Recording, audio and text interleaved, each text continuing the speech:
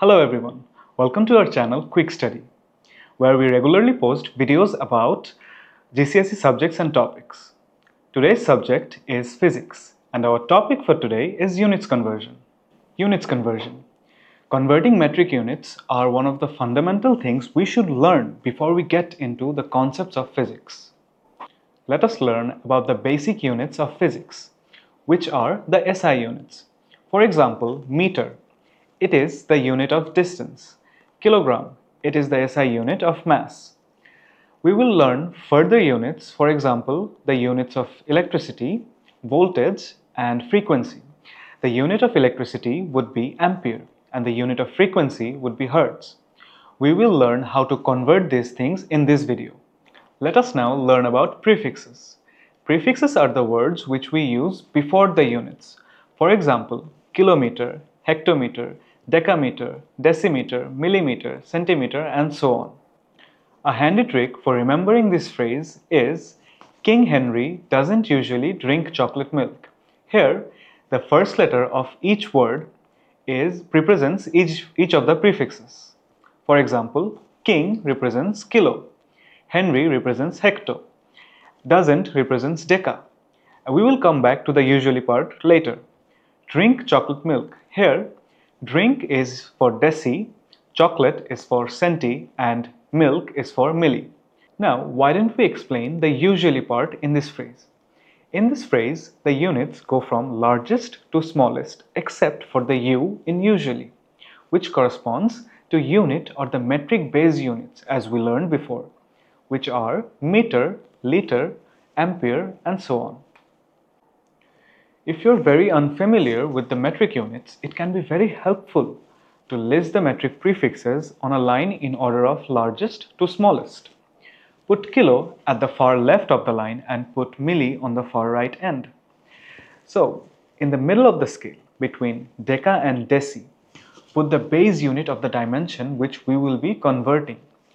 For example, if we are measuring distance, we will write meter. If we are measuring volume, we will write liter, and so on.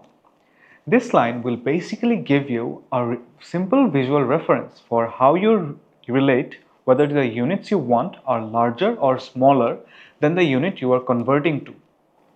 To actually convert a value, we would need to determine whether the units we want are larger or smaller than the units we have. Let's look at the line of our prefixes. Find the prefix that corresponds to the units we took our initial measurements in. Next, find your desired units. Are they to the right or left of your units? If they are to the right, we are converting a larger unit into a smaller one. If they are to the left, we are converting a smaller unit into a larger one. For example, let's say we want to know how long a 10-kilometer race is in centimeters. On our line of prefixes, we will see that centi is on right of the kilometers. So we will be converting a large unit into a smaller one. The numerical relationship between the units we have and the units we want are differed by the power of 10. For example, they go by 10, 100, 1000, and so on. Thus, converting from one metric unit to another is always accomplished by multiplying or dividing the initial measurement by the appropriate power of 10. Let's look at the arrow of prefixes. Here we have kilo at the left and centi in the right. In between them there are 5 spaces. Each space will count for 10, which means we will multiply 10 5 times, which is 10, 100, 1000, 10,000 and 100,000, which basically means in 1 kilometer there are 100,000 centimeters. Getting back at our 10-kilometer race example. Here we want to find out how many centimeters are there in 10 kilometers. We are converting a larger value to a smaller one. We already know how many centimeters are there in 1 kilometer, which is 100,000 centimeters. All we have to do now is multiply 100,000 by 10 kilometers, which will give us the value of how many centimeters are there in 10 kilometers, which is a million. We now know how to convert large values into small ones. Let's learn how to convert smaller values into larger ones. Converting a small unit to a larger unit is essentially the opposite process as the reverse. Instead of multiplying, we will now divide. Let's take our initial measurement and divide it by the amount that the units they differ. The desired final units again should be at the power of 10. Let's do an example.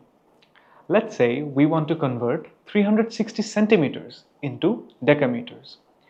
Since centi and deca are 3 spaces apart on the line of prefixes, we know that decameters are 10 to the power 3 times larger than centimeters.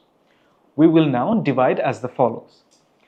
360 centimeters will be divided by 10 to the power of 3, which is 360 centimeters is being divided by 1000. The answer would be 0.36 decameters. To end the video, I'd like to summarize what we have learned. We have learned about the SI units of physics. We then learned about the prefixes.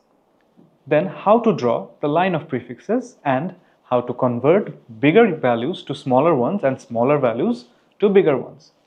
I hope now we can convert any values to any prefix. Thank you for watching our videos. I hope you like them. I'd ask you to subscribe to our channel as we regularly post GCSE tips and videos. Do visit our website quickstudy.uk to learn about our online tutoring service.